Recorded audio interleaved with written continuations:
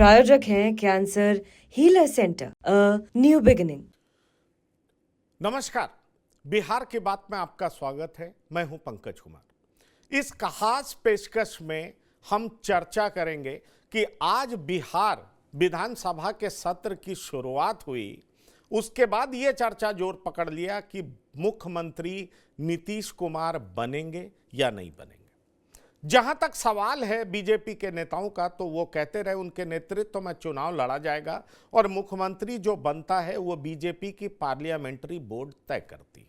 फिर क्या था, आरजेडी जोर जोर से कहने लगी कि दरअसल बीजेपी मुख्यमंत्री नीतीश कुमार के वोट बैंक का इस्तेमाल तो करना चाहती है, लेकिन बीजेपी अब नीतीश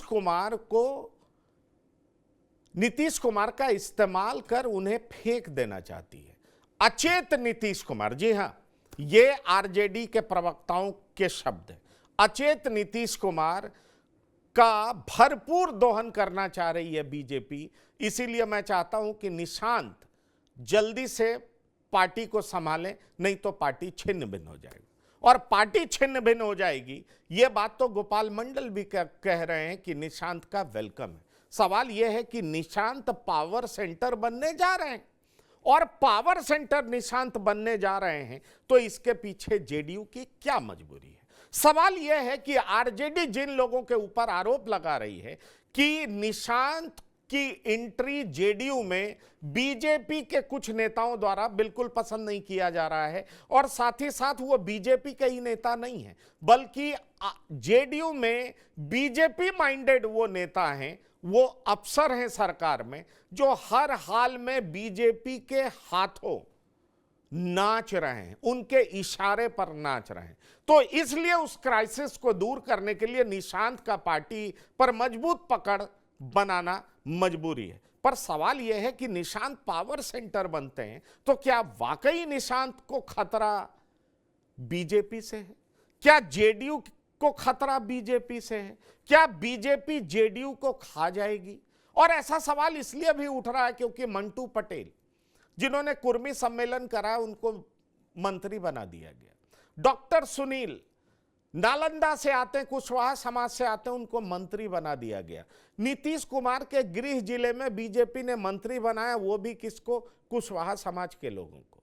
मंटू पटेल जो कुर्मी समाज से आते हैं, उनको मंत्री बनाया गया, जिन्होंने कुर्मी सम्मेलन कराया था। दरअसल बीजेपी क्या नीतीश के वोट बैंक पर भी नजर डाले हुई है? वाकई बीजेपी जेडीयू को खत्म कर देना चाहती है?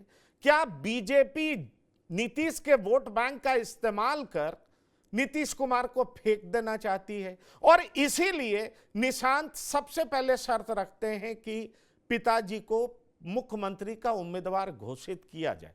दरअसल निशांत को किससे डर है, इस बारे में हम आपको बताने जा रहे हैं, इसकी चर्चा करने जा रहे हैं, और हमारे साथ कुछ मेहमान जुड़ेंगे। लेकिन इन सारे वाकयों के बारे में अलग अलग नेता क्या कह रहे हैं वो हम आपको सुनाते हैं, उसके बाद शुरू करेंगे चर्चा। पहले तो कहने की जरूरत नहीं पड़ती थी, अब कहने की भी जरूरत पड़ रही है। हमने तो निशांत हमारे भाई हैं, उनका आदर है, सम्मान है। हम तो चाहेंगे कि भाई जल्दी आ जाए, नहीं तो भाजपा खा जाएगी जदयू को। और शरद जी की बनाई हुई पार्टी है, जल्दी आना चाहिए, कमान संभालना चाहिए। अगर निशांत आ जाएंगे तो पार्टी बच जाएगी, नहीं तो एक कुछ संभावनाएं रहेंगी कि शायद बच जाए।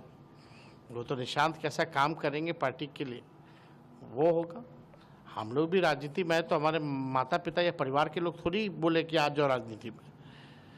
जरूरत हुई लोगों को, बिहार के लोगों को, हमारे वोटर्स को, हमारे कार्यकर्ताओं नेताओं ने कहा कि नहीं आना चाहिए, हम आए। निशांत को आने से राजनीति में कौन रोक रहा है? बार बार तेजस्वी क्यों कह रहे हैं? सर एक मिनट, कौन रोक रहा है? सर इसको तो बताइए। आप लोग रोक रहे हैं। बिहार लोकतंत्र की जननी की भूमि है, और लोकतंत्र का जो भी तपस्वी बनेगा उसको कोई रोक नहीं पाएगा। हर तबके के लोगों को आह्वान करते हैं कि वोट करें। विकास किया है पिताजी ने। पिछले बार आप लोगों ने 43 सीट दे दिया, तब भी उन्होंने विकास का क्रम जारी रखा। तो इस बार थोड़ा सीट बढ़ाना मांगता है, ताकि आगे भी पिताजी विकास जारी रखें। चर्चा ये हो रही है कि आप राजनीतिक में आने अरे चलिए कार्यकर्ताओं की भी डिमांड और अपने पार्टी के कार्यकर्ताओं को भी मैं आह्वान करता हूं, जाइए जन जन तक पिताजी की नीतियां जो उन्होंने 19 साल में काम किया है, विकास किया, उसको जन जन तक पहुंचाएं। जनता को मालूम होना चाहिए ना कि क्या होना चाहिए, उसमें कमी नहीं होनी चाहिए, तब जाके जनता समझे कि हाँ ये लायक है तो ठीक है। 25 में भी मुख्यमंत्री नीतीश कुमार जी एनडीए भी घोषित करें और हमारे जेडीयू भी कार्यकर्ता सारे नेता सब मिलकर घोषित करें, एनडीए भी घोषित, सीएम है और सीएम के उनके नेतृत्व में हमारी सरकार बने, फिर से विकास का क्रम जारी रखे। तो सुना आपने ये क्या कह रहे हैं, बड़ा गंभीर मसला है। सवाल यह है कि बीजेपी से डर क्या वाकई जेडीयू को है? और निशांत जो कह रहे हैं कि पिछली बार 43 सीटें दिया था फिर भी पिताजी ने विकास किया, अब और जिताइए। फिर यही निशांत कहते हैं मुख्यमंत्री का उम्मीदवार घोषित करिए। तरह तरह की बातें सामने आ रही है। जब विजय सिन्हा से पूछा जाता है तो कहते हैं लोकतंत्र की जननी की भूमि है और इसका जो उपासक बनेगा वो नेता बनेगा। सवाल यह है कि बीजेपी और जेडीयू के बीच में कुछ चल रहा है क्या, और ये शहमात का खेल कहाँ जाकर के रुकेगा, किस रूप में चल रहा है, इसको हम समझने का प्रयास करते हैं। हम आपको बताएंगे। हमारे साथ जुड़ रहे हैं कुछ मेहमान जिनसे आपका परिचय करा दें। हमारे साथ प्रियदर्शी रंजन जुड़ रहे हैं, वरिष्ठ पत्रकार, आपका स्वागत है। हमारे साथ श्याम किशोर चौबे जुड़ रहे हैं, वरिष्ठ पत्रकार, आपका भी बहुत स्वागत है। श्याम किशोर जी, आपको लग रहा है कि निशांत को पावर सेंटर बनाने के पीछे जेडीयू को बचाने की एकमात्र मंशा है? क्योंकि ये चर्चा जोर पकड़ चुकी है कि बीजेपी और जेडीयू में बीजेपी से आयातित कुछ नेता अब जेडीयू को पूरे तरीके से बीजेपी को सौंप देना चाह रहे हैं।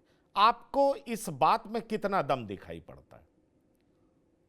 देखिए, इस बात में दम हो चाहे नहीं हो, सवाल है कि नीतीश कुमार बहुत हद तक अपना जो कहिए अपने चरमोत्कर्ष को प्राप्त कर चुके हैं राजनीति में। जब वो इंडिया में थे, इंडिया का जब वो फॉर्मेशन करा रहे थे इंडिया ब्लॉक का, और उस समय ये प्रधानमंत्री बनने के दावेदार थे, इनकी इच्छा थी कि मैं प्रधानमंत्री बनूं। लेकिन एनडीए में जब फिर वापस आ गए तब अब मुख्यमंत्री तक ये सिमट गए हैं। और आपको याद होगा कि एनडीए में आने के पहले विधानसभा में नीतीश कुमार ने महिलाओं के प्रति कितनी अभद्र टिप्पणी की थी। तो नीतीश कुमार का ये कहिए कि एक उम्र जनित प्रभाव हो सकता है कि थोड़ा वो डिरेल्ड नजर आते हैं। ऐसी स्थिति में इस चुनाव में ही अपने बेटे को लॉन्च करने की जो वो कोशिश कर रहे हैं, मेरे ख्याल से अपनी राजनीतिक विरासत बचाने के लिए अच्छा ही कर रहे हैं। लेकिन और अगर ऐसा नहीं करेंगे तो जेडीयू में फिलहाल अभी तो ऐसा कोई आदमी नजर नहीं आता, ऐसा कोई नेता नहीं नजर आता है कि जो नीतीश कुमार की बराबरी का हो और नीतीश कुमार की तरह पार्टी को संभाल सके। रही बात भाजपा की, तो जो नेशनल पार्टीज होती हैं उनका अपना एक कैरेक्टर होता है। पहले कांग्रेस ऐसा करती थी, अब भाजपा करती है, या अभी भी कांग्रेस जहां मौका मिलता है करती ही है कि अपने सहयोगी दलों को धीरे धीरे क्षीण करो, अदरवाइज तो आप दूसरे के कंधे पे ही चलते रहेंगे। आपने देखा अभी महाराष्ट्र में कैसे हुआ, महाराष्ट्र में गेम कैसे पलट गया और वहां भाजपा आ गई सत्ता में। तो और पार्टी के अंदर भी, हर पार्टी के अंदर कुछ न कुछ खटपट चलती रहती है, और जो बड़े दल हैं वो वहां अपने लोगों को की पैठ बनवा देते हैं, या वहां जो बैठे लोग हैं वो उधर लपक लेते हैं, लपक लेने के इच्छुक होते हैं कि बड़ी पार्टी में जाएंगे, उसके साथ रहेंगे या उसका ज्यादा समर्थन करेंगे तो मुझको ज्यादा लाभ होगा। ऐसी स्थिति में, और जो अभी कहा गया कि निशांत कुमार के लिए कि वो आएंगे तो आते ही वो कैसा करिश्मा कर लेंगे, ये अभी तो देखने की बात होगी ना।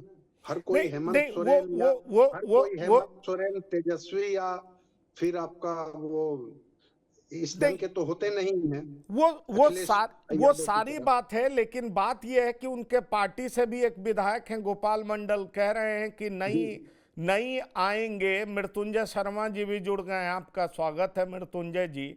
अगर नहीं आएंगे निशांत, तो पार्टी खंड खंड टूट जाएगी, पार्टी बर्बाद हो जाएगी। सवाल यह है कि क्या निशांत को खतरा या जेडीयू को खतरा आरजेडी से है या बीजेपी से है? मैं इस लिहाज से भी पूछ रहा हूं मृत्युंजय जी, आप बेहतर जवाब दे पाएंगे इसका, कि जो कुर्मी सम्मेलन कराता उसको बीजेपी मंत्री बना दे रही है। तो क्या आप जेडीयू के कोर वोट बैंक में भी आपको लगता है कि बीजेपी नजर रखे हुए है? डॉक्टर सुनील कुशवाहा समाज से आते हैं, नालंदा में उनको मंत्री बना दिया जाता है। तो इसका मतलब यह लगाया जाए कि वाकई जेडीयू की नजर नीतीश कुमार के आधार वोट बैंक पर है। भाजपा या राजद से ज्यादा खुद से होगा, क्योंकि देखिए इतिहास रहा है हमारे देश में कि जो भी पार्टियां, खास करके क्षेत्रीय या छोटी पार्टियां, अगर उन्होंने बहुत क्लियरली अपनी जो लेगेसी है और अपने अपने अपने नेक्स्ट जनरेशन को पास नहीं की है, तो उन पार्टियों पर खतरा मंडराने लगा है। अब बहुत क्लियर एग्जांपल्स देख लीजिए। बिहार में राजद आज तक सक्सेसफुल है क्योंकि उन्होंने तेजस्वी को कमान दे दी।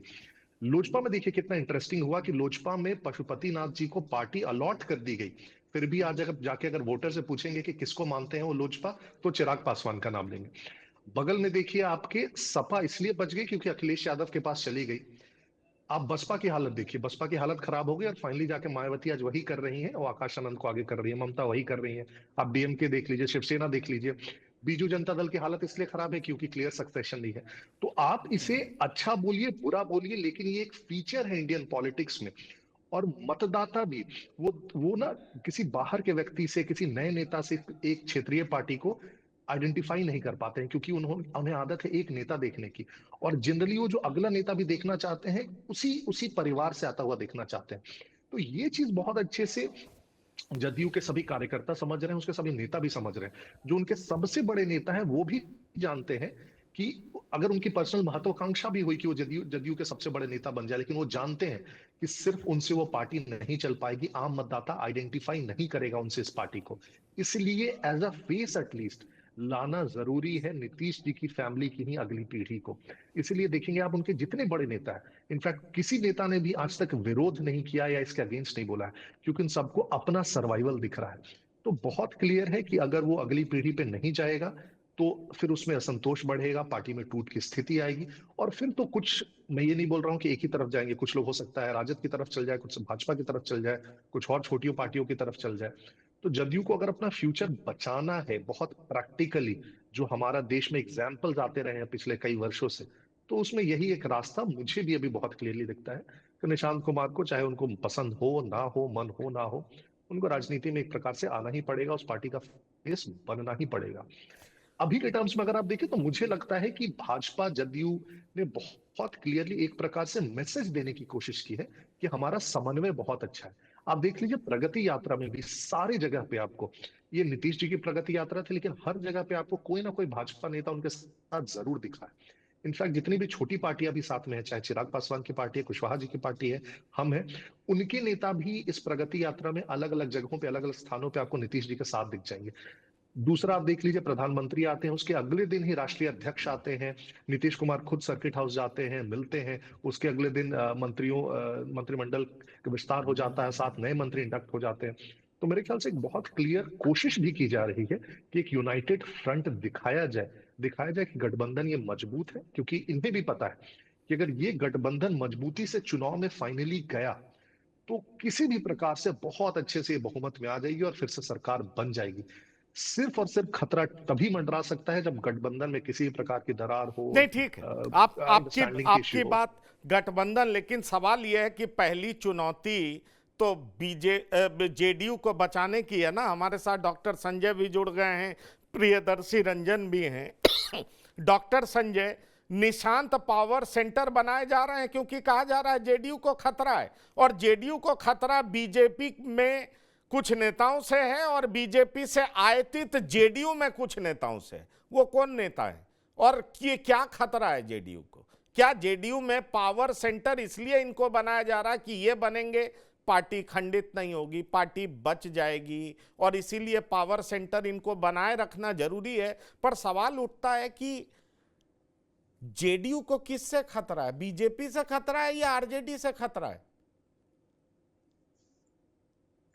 देखिए, जेडीयू को मैं समझता हूं कि न खतरा जेडीयू आरजेडी से है न बीजेपी से है। जेडीयू को खतरा खुद अपने आप से है, क्योंकि इनकी पार्टी में कई धड़े हैं।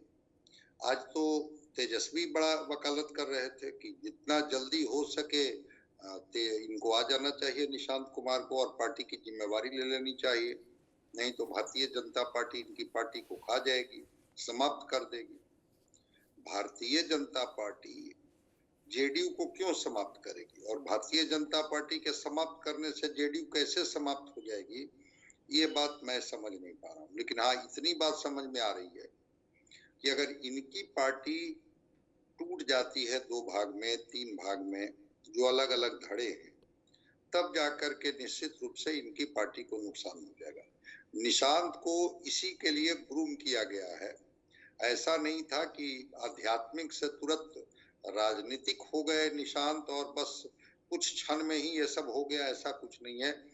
बहुत ही साइलेंट इनकी ग्रूमिंग हो रही थी, और सही वक्त पर इनको लॉन्च कराने की बात थी कि इनको लॉन्च करा दिया जाएगा।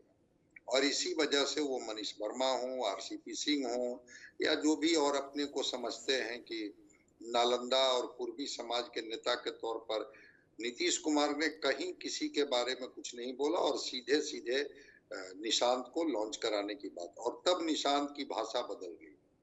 वो निशांत की भाषा बदल गई डॉक्टर संजय, लेकिन आज भी आप देखिए सदन में चर्चा में ये बात है ना कि मुख्यमंत्री कौन होगा। नेतृत्व नीतीश कुमार का होगा, मुख्यमंत्री कौन होगा। और चर्चा में यह बात क्यों नहीं होना चाहिए जब खुद निशांत कह रहे हैं पिताजी को मुख्यमंत्री का उम्मीदवार घोषित करिए। इस सब के पीछे मुझे एक बात तो नजर आ रही है, जो आरोप विपक्ष लगा रहा है कि दरअसल बीजेपी नीतीश कुमार का इस्तेमाल करना चाहती है और फिर दिल्ली के तर्ज पर मुख्यमंत्री का चुनाव कर लेगी।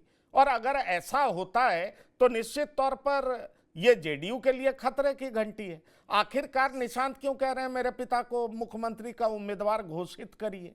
फिर यही निशांत कह रहे हैं पिछली बार कम सीटें दिया था। मतलब देखिए, ज्यादा से ज्यादा सीट भी जीतना चाहते हैं जेडीयू। और कहा यह जा रहा है, जो मेरे पास जानकारी है, कि दरअसल बीजेपी चाहती है कि नीतीश कुमार इस हैसियत में ना रहें कि वो जब चाहें उधर चले जाएं तो सरकार बन जाए, इधर चले जाएं तो सरकार बन जाए। ये हैसियत जब तक नीतीश कुमार की रहेगी, नीतीश कुमार बार्गेन करते रहेंगे या जेडीयू बार्गेन करती रहेगी। इसलिए बीजेपी अब नीतीश कुमार को भी उस हैसियत में रखना चाहती है कि उधर ना जाएं। नीतीश कुमार के चेहरे का मैक्सिमम इस्तेमाल हो, लेकिन नीतीश कुमार जिस तरीके से इधर उधर करके बाजी पलट देते हैं, वो स्थिति नहीं रहनी चाहिए। नहीं, आज तो दिलीप जायसवाल ने कहा है भाई कि मुख्यमंत्री हमारे नीतीश कुमार ही होंगे। प्रदेश अध्यक्ष हैं भारतीय जनता पार्टी के। अब उनकी बात का कोई मतलब हो ना हो मैं नहीं जानता हूं, लेकिन आज दिलीप जायसवाल ने तो कहा है कि मुख्यमंत्री नीतीश कुमार ही होंगे। और दूसरी बात जो आप कह रहे हैं कि भाजपा ऐसा चाहेगी, भाजपा वैसा चाहेगी, भाजपा क्या आरजेडी नहीं चाहेगी कि नीतीश कुमार इस हैसियत में नहीं रहें कि फिर हमारे लिए बीच का कोई ऑप्शन नहीं हो, हम सीधे सरकार में जाएं या विपक्ष में बैठें? तो चाहने से क्या होता है, जनता चाहेगी और सीटों का बंटवारा किस आधार पर होता है। अगर नीतीश कुमार ज्यादा सीट लेकर के भी अगर सीटें हार जाती हैं तो भाजपा के चाहने से थोड़े हार जाएंगे। हाँ, आरोप लगता है कि चिराग पासवान को प्लांटेड किया गया था बीजेपी से। इस बार प्रशांत किशोर के बारे में आरोप लगा दिया जाएगा कि प्रशांत किशोर को प्लांटेड कर दी बीजेपी ने। तो भाई आप कोई प्लांटेड हो जाते हैं, आपकी सीटें घट जाती है, लेकिन 2 दशकों का एंटी इनकम्बेंसी का बैगेज नीतीश कुमार के साथ है। अगर ये मुख्यमंत्री हैं, आगे भी मुख्यमंत्री बने रहेंगे, बिल्कुल बने रहें, लेकिन ये 2 दशकों का एंटी इनकम्बेंसी का बैगेज बीजेपी और आरजेडी के पास नहीं न है, वो तो इनके पास है। जो 90 से 2005 की कहानी है सुनाते हैं, तो 2005 से लेकर के 2025 के बारे में भी तो बोला जाता है कि नीतीश कुमार बतौर मुख्यमंत्री इनके कालखंड में प्रति व्यक्ति आय क्या हुआ, किसानों की प्रति व्यक्ति क्या आय है, साक्षरता दर कितना है, स्वास्थ्य में बिहार का स्थान कितना है, एम्प्लॉयमेंट रेट बिहार का कितना है, बेरोजगारी कितना है, पलायन कितना है, भ्रष्टाचार की क्या स्थिति है, भुखमरी की क्या स्थिति है। तो ये सारे सवाल तो नीतीश कुमार से भी हैं। तो एंटी इनकम्बेंसी बिल्कुल शून्य हो जाएगा ऐसी बात नहीं है, उसका खामियाजा भी नीतीश कुमार को उठाना पड़ता है। देखते हैं बीजेपी इनको कितना कट साइज कर देती है, जिससे ये कट साइज हो जाता है। कट साइज कर देती है, पर तेजस्वी यादव ने कहा है ना प्रियदर्शी रंजन की खतरा बीजेपी से है। आपको क्या लगता है बीजेपी के किन नेताओं से खतरा है, या जेडीयू में बीजेपी से आयतित कौन नेता हैं जो बीजेपी के इशारे पर काम कर रहे हैं? आखिरकार तेजस्वी यादव पूरी आरजेडी उन लोगों पर आक्रामक क्यों है? देखिए निशांत आ रहे हैं, उनका वेलकम कर रही है आरजेडी, लेकिन आक्रमण बीजेपी पर कर रही है। तो अभी भी आरजेडी की लड़ाई बीजेपी से है। और जेडीयू के बारे में, नीतीश कुमार के बारे में आरजेडी कहती है अचेत नीतीश कुमार का फायदा भरपूर तरीके से उठाना चाह रही है बीजेपी, नीतीश अचेत हो गए हैं, ये बात कही जाती है। प्रशांत किशोर कहते हैं मानसिक स्वास्थ्य ठीक नहीं है, अपने मंत्रियों का नाम बिना पेपर देखे हुए बता दें तो मैं मान लूंगा, एक एक सीट पे उनको हरा देना चाहिए, ये सारी बातें करते हैं। सवाल उठता है कि पावर सेंटर अब निशांत बनने जा रहे हैं, तो क्या एकमात्र विकल्प रह गया है जेडीयू को बचाने का? और जेडीयू को बचाने का एकमात्र विकल्प निशांत रह गए हैं, तो खतरा है किससे जेडीयू को? क्या अपने ही घटक दल बीजेपी से है, या वाकई खतरा आरजेडी से है? क्योंकि कहा यह भी जाता है कि देखिए बीजेपी ने लाख प्रयास किया हो, लेकिन ओबीसी चेहरा कोई स्थापित नहीं हो पाया है। और ओबीसी चेहरा स्थापित नहीं हो पाया है, इसलिए जैसे ही बीजेपी अपने को इंपोज करेगी, ओबीसी वोट खंडित हो जाएगा, ईबीसी वोट खंडित हो जाएगा, और इसका पूरा लाभ मिलेगा आरजेडी को। और आरजेडी को पूरा लाभ मिलेगा, इसलिए बीजेपी सत्ता में नहीं आ पाएगी। ये भी एक लॉजिक दिया जाता है। इसलिए एन केन प्रकारेण उनको जेडीयू को सामने रखना ही पड़ेगा, और पीछे से पूरी ताकत से बीजेपी को कमान संभालना होगा। आपको क्या दिखाई पड़ता है? देखिए, भारतीय जनता पार्टी पहले वाली अब पार्टी नहीं रही है। बिहार के बारे में भी उसका मिजाज बदला है, और इस बदले हुए मिजाज में मैं क्या कहना चाहूँगा कि देखिए, भारतीय जनता पार्टी का जो क्षेत्रीय नेतृत्व है अभी भी नीतीश कुमार के चेहरे पर बहुत भरोसा करता है। आप 10 में से 8 क्षेत्रीय नेताओं को सुनेंगे तो वे कहेंगे कि नीतीश कुमार के बगैर हमें चुनाव में जाने से नुकसान होगा, या वे चुनाव में नहीं जाना चाहते। 2 ही ऐसे नेता मिलेंगे जो कहेंगे कि नहीं, हमें नीतीश कुमार से अलग होकर के, उनकी बैसाखी से अलग होकर के, उनके बार्गेन पॉलिटिक्स से अलग होकर के चुनाव लड़ना चाहिए, खुद को आजमाना चाहिए। वहीं आप अगर भारतीय जनता पार्टी के राष्ट्रीय नेतृत्व पर जब बात करेंगे तो उनका जो राष्ट्रीय नेतृत्व है बहुत पहले से, अटल आडवाणी युग के खात्मे के बाद से मन बना चुका है कि बिहार में हम नीतीश कुमार को बहुत ज्यादा बर्दाश्त नहीं करेंगे। नीतीश कुमार साथ तो रहेंगे, लेकिन उनका कद उस मुकाबले नहीं रहेगा कि वो बड़े भाई की भूमिका में रहें। लेकिन क्षेत्रीय पार्टियों के दबाव में जो भारतीय जनता पार्टी का राष्ट्रीय नेतृत्व है बार बार झुक जाता है। आप अमित शाह के ही उदाहरण से समझिए। अमित शाह ने कहा कि पार्लियामेंट्री बोर्ड तय करेगा। अमित शाह की हैसियत नंबर 2 की है पार्टी में नरेंद्र मोदी के बाद। उसके बावजूद बिहार के क्षेत्रीय नेताओं ने एक सुर में कहा कि नहीं, हम नीतीश कुमार के साथ हैं, ऐसा कुछ नहीं है, नीतीश कुमार हमारे मुख्यमंत्री हैं।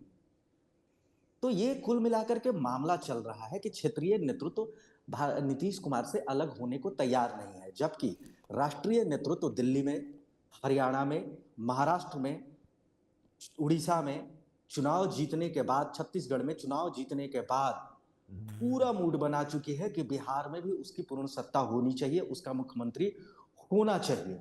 और खास करके दिल्ली चुनाव के बाद भारतीय जनता पार्टी के निशाने पर बिहार है।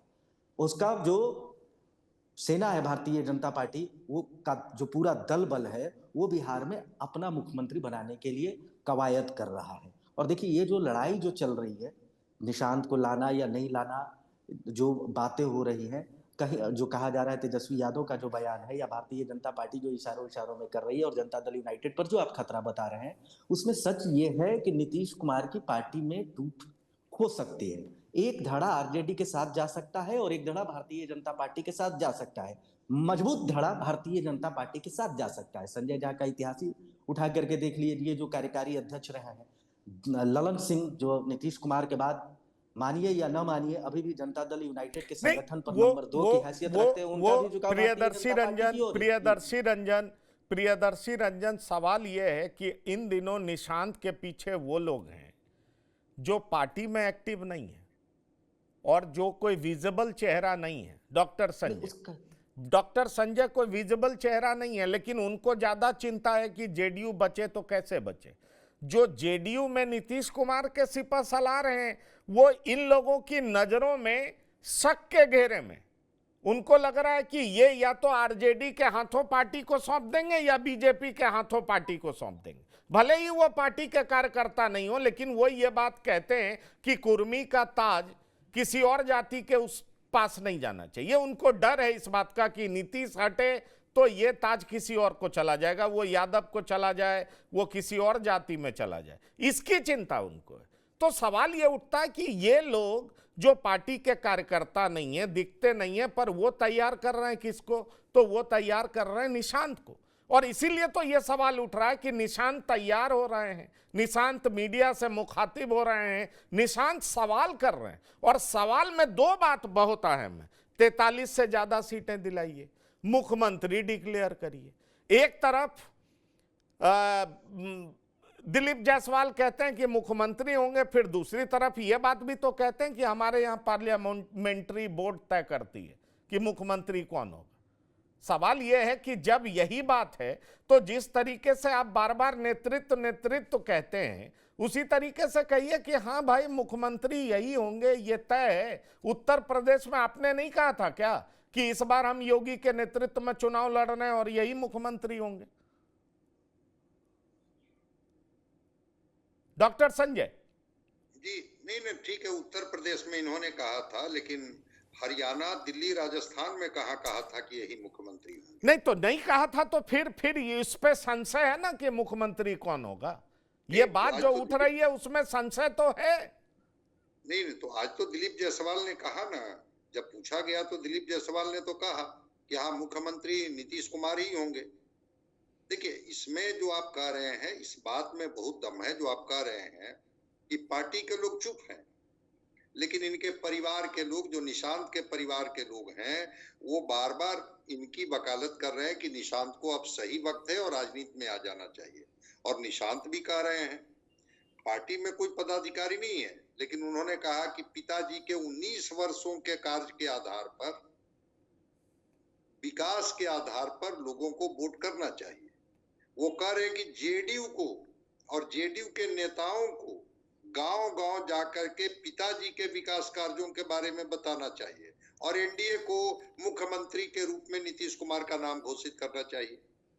ये सारी बातें, वही तो मैं कह रहा हूं कि कल तक तो आध्यात्मिक बात कर रहे थे। कितना दिन पहले, 1 महीना पहले ही कहीं कोई वो कैसेट खरीद रहे थे किसी दुकान से, कोई धार्मिक भजन का। जब उनसे सवाल पूछा गया तो उन्होंने कहा कि राजनीतिक बातें हमसे मत कीजिए। अब 1 महीना में ही इस तरह का चेतना, इस तरह की बौद्धिकता, इस तरह का प्रज्ञा उनके अंदर में प्रवेश कर गई कि अब इस तरह की राजनीतिक। डॉक्टर संजय, ये सारी बात सही है। खतरा निशांत को आरजेडी से है कि बीजेपी से है, मैं ये आपसे पूछना चाहता हूँ। नहीं, वो कल देखिए एक सवाल पूछा गया, मैं आपको स्पष्ट कर देता हूँ। कहीं कोई निजी कार्यक्रम में जा रहे थे, उनसे पूछा गया कि भाई लालू यादव को आप किस रूप में देखते हैं? उन्होंने कहा कि वो मेरे अंकल हैं। पूछा गया कि नरेंद्र मोदी कौन है? तो हाँ, नरेंद्र मोदी देश के प्रधानमंत्री हैं, इससे अधिक मैं नहीं जानता हूँ। आज तेजस्वी यादव कह रहे हैं कि वो मेरे भाई हैं, तो तेजस्वी यादव के भाई हैं निशांत, निशांत के चाचा हैं, अंकल हैं लालू प्रसाद यादव, और बीजेपी पर चुप है। तो अब इशारे में तो बात को आप समझ सकते हैं कि वो क्या कहना चाहते हैं। दूसरी चीज, जो उस दिन भी उन्होंने जवाब दिया था लाडला पर कि हाँ गठबंधन में है तो लाडला तो बोलना ही पड़ेगा। तो जो भी इनकी ग्रूमिंग लोग करा रहे हैं, जो लोग भी बस हम इनको यही तो पूछना चाह रहे थे डॉक्टर संजय, आपने जवाब दे दिया कि धारा किशोर बहना शुरू हो गया। श्याम किशोर चौबे जी, धारा नदी का प्रवाह किशोर बहता हुआ दिखाई पड़ रहा है। ये अंकल हैं, ये चाचा हैं, ये भाई हैं, वो देश के प्रधानमंत्री हैं। दरअसल निशांत को खतरा किससे है? नहीं, खतरा बीजेपी से तो नहीं है, इतना तो जान मान के चलिए। लेकिन एक चीज है ना कि चूंकि इनकी 43 सीटें आई हुई हैं, तो अभी सीट शेयरिंग में बार्गेनिंग होगी, कैंडिडेट चयन में भी बार्गेनिंग होगी। तो ये जो नीतीश जी करते रहे हैं, कभी इधर कभी उधर, तो एक इशारा करके शायद, आखिर ये तो नीतीश कुमार के ही बेटे हैं ना, तो एक इशारा करके बार्गेनिंग कैपेसिटी बढ़ाना चाहते हैं। और मेरे ख्याल से उससे ज्यादा कुछ नहीं है। हाँ, बीजेपी के पास एक दिक्कत है कि सुशील मोदी के बाद उनके पास कोई ऐसा नेता नहीं है बिहार में जो चमकता हुआ सितारा नजर आए और जो कर लेवे। तो बीजेपी अभी तो नीतीश कुमार के भरोसे रहेगी, लेकिन उनको कट साइज करते रहना चाहेगी, जरूर करेगी और करना भी चाहिए। बड़ी पार्टी जैसा करती हैं, और अगर नहीं करेंगी तो वो खुद भी नहीं सरवाइव कर पाएंगी। अब जैसे देखिए, मैं उदाहरण के साथ कह रहा हूं कि पड़ोसी झारखंड में कांग्रेस कहाँ कुछ कर पा रही है, तो वैसी स्थिति में बीजेपी तो वो करती नहीं है। महाराष्ट्र का उदाहरण सामने है, मैंने पहले भी कहा था कि महाराष्ट्र में बीजेपी कही है वहां चढ़ बैठी है इस बार। जो शिवसेना और एनसीपी का धड़ा उनके साथ था, वो कुछ समझिए कुछ कर नहीं पा रहे हैं। ऐसी स्थिति में बीजेपी चाहेगी कि नीतीश कुमार की बार्गेनिंग कैपेसिटी घटे, लेकिन नीतीश कुमार और चाहे उनके बेटे ये चाहेंगे कि इनकी बार्गेनिंग कैपेसिटी बढ़े। और उसका एक ही उपाय है कि जो मतलब भयवद्दी उधर दिखाई जाए, ताकि लोगों को लगे कि बहुत करीबी हैं, भाई से तुरंत सट जाएगा और प्रधानमंत्री से कम सटेगा। मेरा मानना यही है। नहीं, आपका मानना यही है, ठीक है। पर मृत्युंजय जी, आपको नहीं लगता कि दरअसल निशांत को खतरा बीजेपी से कम और आरजेडी से ज्यादा है? इसलिए क्योंकि अगर नीतीश पावर में तभी आ पाए जब वो ओबीसी और ईबीसी का तबका जो आरजेडी के समर्थकों द्वारा प्रताड़ित महसूस करने लगा, उसको लगा कि एक अलग स्पेस की जरूरत है, और इसलिए उसने नीतीश को चूज किया। उसने बीजेपी को भी चूज डायरेक्टली नहीं किया। ऐसे में सवाल उठता है कि अगर निशांत नहीं आते हैं और जेडीयू खंडित होती है, तो ज्यादा फायदा बीजेपी को होगा या ज्यादा फायदा आरजेडी को होगा? क्योंकि जितना ओबीसी ईबीसी वोट बैंक है वो कंसोलिडेट किधर होगा? सवाल ये उठता है, वो किधर जाएगा, बड़ी संख्या में किधर जाएगा? क्योंकि यही लालू प्रसाद थे ना जो कहते थे जिन्न निकलेगा और हरा देगा। जिन्न निकलता था, पटक देता था सबको। तो वो जिन्न फिर किसके झोली में चला जाएगा? सवाल ये उठता है ना। तो आखिरकार जो स्पेस नीतीश ने अपने लिए बनाया, उसको संभालने के लिए निशांत की जरूरत है, मैं सहमत हूं। लेकिन सवाल फिर वही खड़ा होता है कि निशांत को खतरा वाकई बीजेपी से है या आरजेडी से? पंकज जी, देखिए, अभी चूंकि निशांत की एंट्री पे बहुत क्लैरिटी नहीं है, तो आप देखेंगे दोनों पक्ष से बहुत अच्छी अच्छी बातें चलती रहेंगी। वो तेजस्वी कहेंगे कि आना चाहिए, लालू जी कहेंगे कि उनके लिए सीट छोड़ देंगे, इधर से ये कह रहे हैं अंकल है। लेकिन अगर आप देखिएगा बहुत प्रिंसिपली, तो सबसे ज्यादा अगर किसी को इनसिक्योरिटी होगी निशांत के आने से, तो तेजस्वी को ही होगी। आप इसका इतिहास भी देख लीजिए। बिहार में जहां कहीं भी कोई युवा नेता या यादव नेता उभरने लगा है, तो सबसे पहले उनके पर काटने का काम राजद ने ही किया है। कन्हैया का आप एग्जाम्पल देख लीजिए कि किस प्रकार से उसको बिहार से हटाया गया, कांग्रेस पर दबाव डाल के कि वो बिहार से उभर के लाए। देख लीजिए पप्पू यादव के साथ क्या हुआ जब वो यादव नेता के तौर पे उभरने लगे। तो अभी चूंकि वो निशांत को नए एंट्रेंट के तौर पर देख रहे हैं, राजनीति में अपने से जूनियर के तौर पर देख रहे हैं, अभी बहुत बड़ा खतरा उन्हें नहीं लग रहा है, और इसलिए वो इस प्रकार की अच्छी बातें कर रहे हैं कि जनरल पब्लिक में अच्छा माहौल जाए कि हम तो बहुत रिस्पेक्ट करते हैं, एक राजनीतिक सूचिता है। लेकिन जब निशांत की एक्चुअल में एंट्री हो जाएगी, जब निशांत असर्ट करने लगेंगे, चीजों पे बोलने लगेंगे, युवा नेता के तौर पे उभरने लगेंगे, तब आप देखिएगा सबसे ज्यादा रेजिस्टेंस अगर कहीं से आएगा तो वो लालू परिवार से ही आएगा। क्योंकि उनको बहुत क्लियर उनकी सोच है कि तेजस्वी के अगेंस्ट हमारे सामने बिहार में कोई युवा नेता, यादव नेता, ओबीसी नेता नहीं पनपना चाहिए, और जितना उसके पनपने को रोक सकते हैं उतना रोकिए।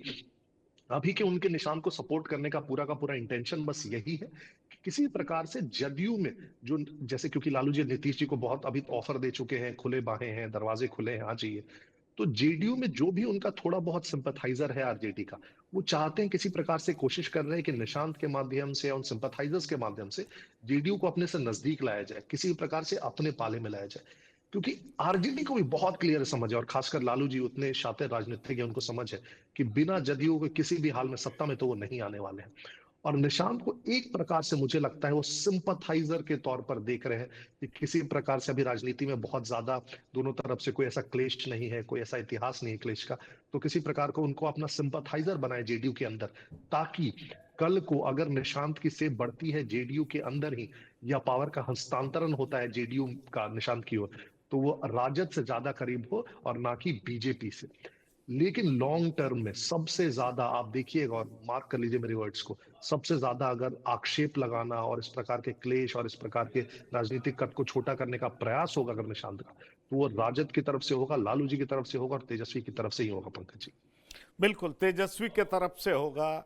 तो यही तो सवाल उठ रहा है कि दरअसल तेजस्वी जो अभी बार बार निशांत को वेलकम कर रहे हैं कि निशांत आइए, आप पार्टी ज्वाइन करिए, संघियों से बचाइए, बीजेपी से बचाइए, दरअसल क्या प्रियदर्शी रंजन वो निशांत को अपनी तरफ बुलाने का प्रयास कर रहे हैं? शायद उनको बेहतर पता है कि बगैर नीतीश सत्ता में नहीं आया जा सकता है, इसलिए ये बेहतर तरीका है कि अभी ही बुला लो और कहो कि तुम्हारी पार्टी में आयतित नेता हैं, ऐसे अफसर हैं जो बीजेपी के इशारे पर काम कर रहे हैं, और इसलिए तुम इधर आ जाओगे तो तुम्हारी पार्टी बच जाएगी। पर पार्टी को बचाने के लिए निशांत को तेजस्वी से बचने की जरूरत है, जैसा नीतीश कुमार अपने पूरे पॉलिटिकल करियर में करते रहे हैं, या उनको बीजेपी से भी डरना पड़ेगा? दोनों के बीच में से कैसे निकालना है? क्योंकि अगर आप उनके परिवार के लोगों की बात सुने, जो कि अब कैमरे पर भी सुनाई पड़ती है कि 13 से 14% वोट लूट करके चला जाएगा, पार्टी लूटा जाएगा, ये जैसे कोई संपत्ति हो जो पार्टी लूटा जाएगा, इसलिए निशांत को आना ही चाहिए। मैं वही बात करना चाह रहा हूं, पार्टी लूटा जाएगा, बर्बाद हो जाएगा, मतलब जो भी अभी नीतीश कुमार के इर्द गिर्द हैं उन पर भी भरोसा नहीं। देखिए, है क्या कि नीतीश कुमार के बाद कुर्मियों की राजनीति क्या होगी, ये तय होना है। सबसे बड़ा सवाल ये है कि कुर्मी लोग कहाँ जाएंगे। अगर निशांत राजनीति में नहीं आएंगे तो नेचुरली वो भारतीय जनता पार्टी की ओर चला जाएगा कुर्मी वोट बैंक। लंबे समय से भारतीय जनता पार्टी के साथ गठबंधन में जनता दल यूनाइटेड है, उससे एक संबंध बना हुआ है। पटेल के साथ, गुजरात के पटेल के साथ कुर्मी लोग अपने आप को जोड़ते हैं, वहां से भी भारतीय जनता पार्टी के साथ झुकाव बनता है कुर्मियों का।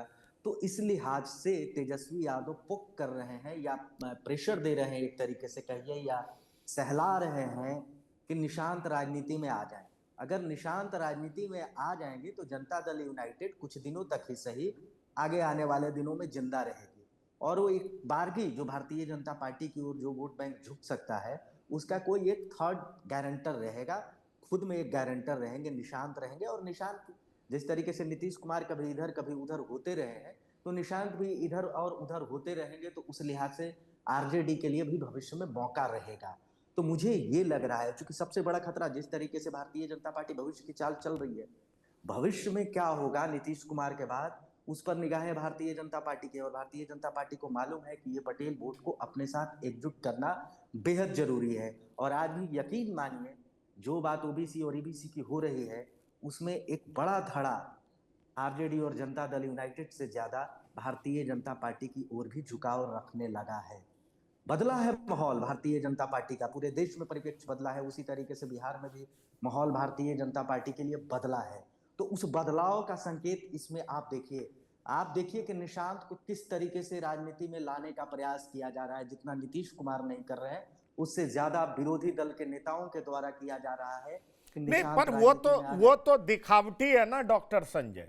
मैं आपको बताऊं, जेडीयू के ही बड़े नेता कह रहे हैं कि बीजेपी रैटल्ड है, वाकई बीजेपी रेटल्ड है। रेटल्ड तो बीजेपी भी होगी, आरजेडी भी होगी, इसलिए होगी क्योंकि भाई नीतीश कुमार के वोट बैंक पर नजर तो बीजेपी की है ना, क्योंकि 2 कुर्मी विधायक थे, उसमें से एक को मंत्री बना दिया, वो भी कौन, जिसने कुर्मी सम्मेलन कराया। नालंदा से एक डॉक्टर सुनील कुशवाहा समाज से आते हैं, उनको मंत्री बना दिया, उपेंद्र कुशवाहा को राज्यसभा भेज दिया, सम्राट चौधरी चेहरा बन गए हैं। तो लव कुश में डेंट मारने का प्रयास बीजेपी कर रही है, ये तो दिखाई पड़ रहा है काफी समय से कि कैसे कुश को अपनी तरफ जोड़ा जाए। अब तो बीजेपी लव को भी अपने तरफ करने का प्रयास कर रही, और इसी बात को बार बार इंगित कर रही है कौन, तो इंगित कर रही है आरजेडी। वो ये तो कह रही है कि भाई समझ जाओ तुमको खतरा है। देखिए, कहीं पर निशाने और कहीं पर निगाहें वाली बात जो होती है, भाई इतने ही नीतीश कुमार और नीतीश कुमार के भविष्य के प्रति ये चिंतित हैं, तो ये माई से माई कैसे लोकसभा में हो गया था? ये कुशवाहा समाज को ये तोड़ कैसे लिए थे? 1-2 सीटें कुशवाहा का बढ़ा दिए थे, और उसके बाद कुशवाहा समाज का ओरिएंटेशन मगध और शाहाबाद में तो कुशवाहा ने वोट कर दिया था इनको, आरजेडी को। नीतीश कुमार को टारगेट करते हैं तेजस्वी, 20 साल में कुछ नहीं किया। राज्यपाल के अभिभाषण पर कह रहे थे कि नीति आयोग की रिपोर्ट क्यों नहीं पढ़ देते हैं राज्यपाल, कि 20 वर्षों में नीतीश कुमार ने बिहार में क्या किया। ये क्या पढ़ रहे हैं अभिभाषण? नीतीश कुमार को कह रहे हैं कि ये अंतिम कैबिनेट विस्तार है, इसके बाद उनको मौका नहीं मिलेगा, और निशांत के प्रति हमदर्दी जता रहे हैं। देखिए, न इनको हमदर्दी निशांत के प्रति है, न नीतीश कुमार के प्रति है। इनको अपनी रोटी सेकनी है, और उसमें ये बार बार चाहते हैं कि किसी भी तरह से जेडीयू और बीजेपी के बीच में दरारें इतनी बढ़ जाए कि जिसकी वजह से ये गठबंधन ना हो पाए। और जब गठबंधन नहीं होगा, श्याम किशोर चौबे जी इससे सहमत होंगे कि जैसे ही ओबीसी का पोलराइजेशन होगा बिहार में, आरजेडी को जीतने में बहुत आसानी हो जाएगी। यही चाहते हैं। बिल्कुल उनको बिल्कुल बिल्कुल बिल्कुल करना है, ना उनको नीति ये करना है। बिल्कुल। तो दरअसल श्याम किशोर चौबे जी, आप भी इस बात से सहमत हैं कि निशांत के लिए बेहतर एलाई बीजेपी ही है, उनका पॉलिटिक्स बीजेपी के साथ ही बेहतर सत्ता है? देखिए, इसमें तो कोई शक नहीं है कि ये बेहतर एलाई है उनका, लेकिन तेजस्वी जो चल रहे हैं as a party, as a opposition party leader, वो अपने ढंग से ठीक चल रहे हैं। जैसा कि डॉक्टर साहब ने कहा कि इनमें टूट होगी तो फायदा उनको होगा, ले दे के यही है चुनावी चाल। चलिए, तो प्रियदर्शी रंजन, सवाल ये उठता है कि निशांत के बारे में जो शिवानंद तिवारी कह रहे थे कि बड़ा मैच्योर्ड पॉलिटिशियन की तरह बयान दे रहे हैं, क्या निशांत के बयान में आप मैच्योरिटी देखते हैं? क्या आप इस बात से सहमत हैं कि निशांत पॉलिटिक्स में आएंगे? ये लंबे समय से इस तरह की प्रक्रिया चल रही थी, इस तरह की बात चल रही थी, तैयारी चल रही थी, कानों कान किसी को खबर नहीं लग पाई, और निशांत मुख्यमंत्री हो जाएंगे क्योंकि वो अभी तक स्पॉटलेस है। पिता 20 साल तक मुख्यमंत्री रहे, किसी भी डिसीजन में उनका इन्वॉल्वमेंट नहीं रहा, कहीं भी उसकी चर्चा नहीं आई, तो अभी तक स्पॉटलेस हैं। इसलिए जो तीनों बड़े नेता के सुपुत्र राजनीति में आए हैं, उसमें निशांत कहीं आगे दिखाई पड़ेंगे। क्या आपको ऐसा लगता है क्या? क्योंकि ये लॉजिक भी दिया जा रहा है। देखिए, निशांत अणे मार्ग में लंबे समय से रह रहे हैं, और कहीं ना कहीं अणे मार्ग में रह रहे हैं तो उनका राजनीति से वास्ता है। आरसीपी जब रूठ रहे थे तो उनको मनाने के लिए भी निशांत को ही भेजा गया था, उनकी तस्वीरें आई थी, हालांकि कोई बयान नहीं आया था।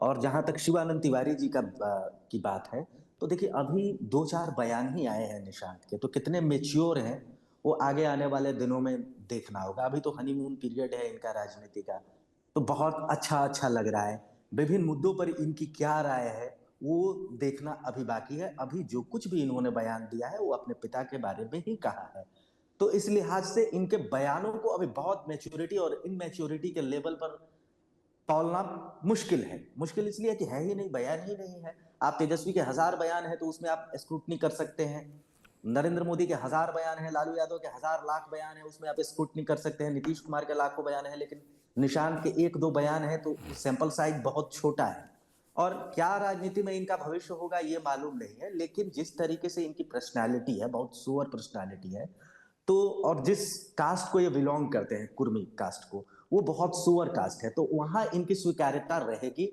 इस बात से इनकार नहीं किया जा सकता है। आने वाले दिनों में जनता दल यूनाइटेड के चेहरा होंगे, इस बात से भी इनकार नहीं किया जा सकता है, क्योंकि भारतीय जनता पार्टी, माफ करिएगा, जनता दल यूनाइटेड में नंबर 2 की हैसियत रखने वाले किसी नेता में ये क्षमता नहीं है कि वो नीतीश कुमार की विरासत को संभाल ले। देखिए, बात होती है कि परिवार के विरासत को संभाल ले, वो सारी बात आप ठीक है। तो क्या इससे आगे ये देखा जाए मृत्युंजय जी कि निशांत चुनाव के बाद मुख्यमंत्री भी हो सकते हैं? क्योंकि एक बात तो हो रहा ना कि पिता के नेतृत्व में चुनाव और मुख्यमंत्री हो जाए निशांत। सीटें अगर जेडीयू के पास इतनी हो तो निशांत सीएम भी हो सकते हैं और बीजेपी इसको एक्सेप्ट कर लेगी, आपको ऐसा लगता है? नहीं पंकज जी, मुझे लगता है जो निशांत की एंट्री की बातचीत चल रही है वो ठीक है। चुनाव चूंकि वो माहौल होता है जब पार्टी को नेताओं की सबसे ज्यादा जरूरत होती है, एंट्री का सही मौका होता है, लेकिन मुझे लगता है ये पार्टी के लिए ज्यादा है और चुनाव के लिए कम है इनकी एंट्री, क्योंकि पार्टी को बचाने का जो मुहिम है उसमें इनकी एंट्री ज्यादा हो रही है। चुनाव से बस क्या होगा, मुझे लगता है जो इनका एक्सपीरियंस होगा वो बहुत स्पीडन अप हो जाएगा, क्योंकि चुनाव में जाएंगे, अगर हो सकता है, मुझे अभी भी उस पर डाउट है, हो सकता है चुनाव लड़े भी तो वो मैक्सिमम मेरे को लगता है एक्सटेंड होगा जहां तक इनका रोल होगा। इनका रोल अभी भी एकदम आप बोलेंगे कि डिसीजन मेकर की तरह या चीफ लीडर की तरह नहीं होगा। मुझे लगता है इस वर्ष अगर निशांत एंट्री भी करते हैं तो उनका रोल एक इंटर्न की तरफ आप देख सकते हैं, एक ऐसे व्यक्ति की तरह जिस जो राजनीति में आए हैं, अभी सीखने का प्रयास करेंगे, नीतीश जी भी सिखाने का प्रयास करेंगे, इनको बहुत ज्यादा एक्सपोज भी नहीं करेंगे चुनाव के पहले। ये भी मुझे बहुत इंपॉर्टेंट लगता है। ज्यादा से ज्यादा मैक्सिमम होगा तो इन्हें चुनाव लड़वा दिया जाएगा, कुछ क्षेत्रों में प्रचार के लिए भेज दिया जाएगा, घूमने के लिए भेजा जाएगा। जो बेसिक इंटेंशन होगा वो सिखाने का इंटेंशन होगा, ताकि वो सीख के राजनीतिक रूप से परिपक्व हो जाए और एक प्रकार से पार्टी की आने वाले दिनों में कमान संभाल सके। वो ज्यादा इंपॉर्टेंट इंटेंशन है। तो मुझे नहीं लगता कि सीएम वाले रास्ते पे किसी प्रकार की चर्चा भी होगी, कोई इस चीज को एक्सेप्ट भी करेगा, वो मुझे बहुत दूर की कौड़ी लगती है। डॉक्टर संजय, अगर आप ये जो मंत्रिमंडल विस्तार हुआ, अगर आप इसको देखें तो तमाम जातियों को मिनिस्ट्री दिया गया है। आपको नहीं लगता कि जो जेडीयू का वोट बैंक है उस पे बीजेपी की बड़ी कड़ी नजर है, और इसीलिए निशांत के लिए बड़ा चैलेंज होगा कि बीजेपी के साथ रहे, आरजेडी से दूरी रहे और वही पॉलिटिक्स करते रहें जो उनके पिता पिछले 20 साल से करते रहे? देखिए, बीजेपी के बारे में कहा जाता था कि ये चाल चरित्र चेहरे की पार्टी है, और विचारधारा पर, दो विचारधारा के बारे में कहा जाता है कि ये देश में चाहे वो वामपंथी विचारधारा हो या दक्षिणपंथी विचारधारा, लेकिन भारतीय जनता पार्टी को लगा कि जब तक जो जातीय बिसात बिछाई जाती है और उसके बाद जो वोट की फसल काटी जाती है, हम जातीय समीकरण को नहीं साधेंगे, तब तक हम और मजबूत नहीं हो पाएंगे। शायद वहीं जाकर के हम रुक जाते हैं। ध्रुवीकरण तो होता है, लोकसभा में तो उसका लाभ हमें मिलता है, लेकिन विधानसभा में हम कमजोर पड़ जाते हैं। भारतीय जनता पार्टी ने वही किया है, जातीय और क्षेत्रीय संतुलन को साधने की कोशिश की है। हम जाति को भी साधेंगे, क्षेत्र को भी साधेंगे। आप देख लीजिए ना, गंगा के उत्तर के इलाके से अधिकांश मंत्री बने हैं। अगर इधर देखेंगे तो केवल एक बिहार शरीफ से सुनील कुशवाहा है, बाकी तो सब वही हैं। और वो इलाका जहां पर बीजेपी के विधायक ज्यादा से ज्यादा संख्या में जीतते रहे हैं, लोकसभा में जहां ज्यादा से ज्यादा रिप्रेजेंटेशन मिला है, शाहाबाद और मगध के इलाका में न इनके विधायक जीतते हैं न इनके सांसद जीतते हैं। कहां इस इलाके से बहुत सारे लोगों को मंत्रिमंडल में जगह दी गई? तो क्षेत्रीय संतुलन कि अगर वहां के लोग हमें वोट करते हैं तो हम उनको मंत्रिमंडल में जगह देंगे, संगठन में जगह देंगे, महत्वपूर्ण पदों पर जगह देंगे। और दूसरा जो जातीय समीकरण, मैंने कहा ना कि 70% इस बार के मंत्रिमंडल में भी ओबीसी ईबीसी को जगह दी गई है, 30% में 2 सवर्णों को मंत्रिमंडल में जगह दी गई है। तो भारतीय जनता पार्टी भी वही जातीय समीकरण को साधी है कि हम मौका देंगे, वैश्य को भी देंगे, हम केवट समाज को भी मौका देंगे, हम जो है से ओबीसी को भी देंगे, ईबीसी को भी देंगे। तो इस तरह से जातीय संतुलन और क्षेत्रीय संतुलन, आप देखिएगा तो मिथिलांचल भी है, कोसी भी है, तिरहुत भी है, वो उस इलाके के अधिकांश लोगों को मंत्रिमंडल में जो 7 मंत्री बने हैं उसमें अधिकांश लोग उसी इलाके से आते हैं। तो बीजेपी भी उसी सामाजिक समीकरण के इर्द गिर्द बिहार में राजनीति कर रही है। भाजपा संगठन में भी ज्यादा से ज्यादा ओबीसी और ईबीसी के लोगों को जगह दे रही है, ज्यादा से ज्यादा मंत्रिमंडल में उन लोगों को जगह मिल रही है, इस वजह से कि ताकि हम आरजेडी के उस जातीय कार्ड को डाइल्यूट कर सके। कितना बीजेपी सफल होगी ये तो भविष्य बताएगा। चलिए, तो ये बड़ा इंटरेस्टिंग है। इसलिए सवाल ये उठता है कि निशांत क्या पिता की राजनीति को आगे बढ़ा पाएंगे ठीक उसी तरीके से जैसे नीतीश कुमार ने बखूबी पिछले 20 साल से बिहार में अपनी राजनीति चलाई है और अपनी प्रासंगिकता कायम रखी है। बिहार के बात में इतना ही। मृत्युंजय शर्मा जी, श्याम किशोर चौबे जी, प्रियदर्शी रंजन जी और डॉक्टर संजय कुमार, बिहार की बात में शिरकत करने के लिए बहुत बहुत धन्यवाद और शुक्रिया। तो बिहार की बात में इतना ही। ताजा तरीन खबरों के लिए आप लगातार देखते रहिए TV9। धन्यवाद, नमस्कार। प्रायोजक हैं cancer healer centre, a new beginning.